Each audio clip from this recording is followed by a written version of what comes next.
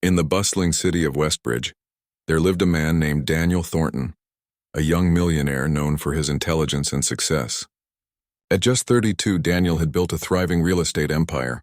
To the public, he was the perfect bachelor, handsome, wealthy, and generous. But what few people knew was that behind his luxurious mansion, Daniel carried a quiet devotion to one person above all others: his elderly mother, Margaret Thornton. Margaret had raised him alone after his father passed away when Daniel was just a boy. She sacrificed everything, her career, her comfort, her dreams, so that her son could have a better life. For Daniel, she wasn't just his mother, she was his hero, his guiding star.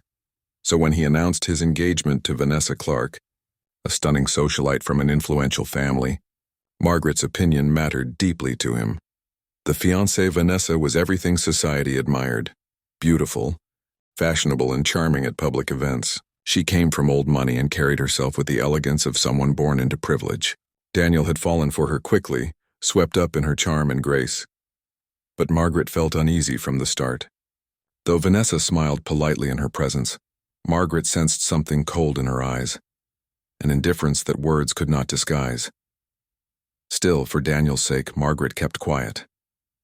She wanted her son to be happy. What Daniel didn't know was that when he wasn't around, Vanessa's mask slipped, and Margaret, frail and kind, bore the brunt of her cruelty.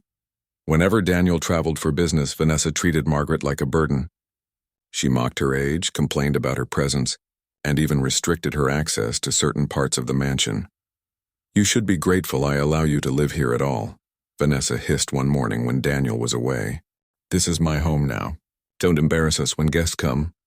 Margaret, heartbroken, stayed silent. She didn't want to cause trouble between her son and his fiancée. She endured the insults quietly, convincing herself that as long as Daniel was happy, her pain didn't matter. But things grew worse. One rainy afternoon, as Margaret moved slowly through the living room with her cane, Vanessa lost her patience. "You walk too slowly. Always in my way," she snapped. Then in a fit of rage, she kicked Margaret's cane away, causing the elderly woman to stumble and fall. Tears welled in Margaret's eyes as Vanessa muttered, "Pathetic old woman." Margaret struggled to rise, clutching her aching hip. She prayed her son would never know the truth, but fate had other plans. That very evening, Daniel returned home earlier than expected from a business trip. He had planned to surprise Vanessa with flowers and his mother with her favorite dessert. As he entered the mansion quietly, he heard raised voices. Concerned, he walked toward the living room, just in time to see the unthinkable. Vanessa, her face twisted with anger, kicked his elderly mother again, shouting at her to stay out of sight.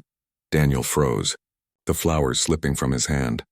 "Vanessa," he said, his voice trembling with fury. Vanessa spun around, her eyes widening in shock. "Daniel, you're home early." Daniel's gaze shifted from her to his mother, who was on the floor, tears streaming down her cheeks. Rage boiled inside him. "What have you done?" Vanessa stammered. "It's not what it looks like. Your mother, she tripped. I was just trying to help." But Daniel had seen enough. He rushed to his mother's side, helping her up gently. "Mother, are you all right?" Margaret shook her head, sobbing quietly. She had hidden the abuse for so long, but the truth was finally out. Daniel turned back to Vanessa, his eyes blazing. "How dare you? How dare you lay a hand on her?" Vanessa's mask cracked. "Daniel, listen. She hates me. She provokes me. You don't understand." Daniel stepped forward, his voice cold as steel. "No, Vanessa. I understand perfectly now. You showed me who you really are." Vanessa's eyes darted, realizing her grip on his fortune was slipping.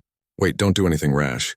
Think about your reputation, our wedding, the merger with my father's company." But Daniel cut her off. "Do you think I care about any of that when you've disrespected the woman who gave me everything?" "This engagement is over," Vanessa gasped. "You can't do this to me." Daniel's voice thundered through the mansion. "Get out, and if you ever come near my mother again, you'll regret it." Vanessa stormed out, screaming threats about ruining his reputation. But Daniel didn't care. His only concern was his mother, who trembled in his arms. He carried her to her room, assuring her gently, "It's over now, Mother. She'll never hurt you again." Margaret wept, both from relief and guilt. "I didn't want you to know." I didn't want to destroy your happiness, Daniel shook his head, holding her hand. Your happiness is my happiness. You're the reason I am who I am today. No one, no matter who they are, has the right to mistreat you. That night, Daniel made a vow. Never again would he allow wealth, charm, or social connections to blind him to the truth. He realized that real love wasn't found in appearances or status, but in respect, kindness, and loyalty.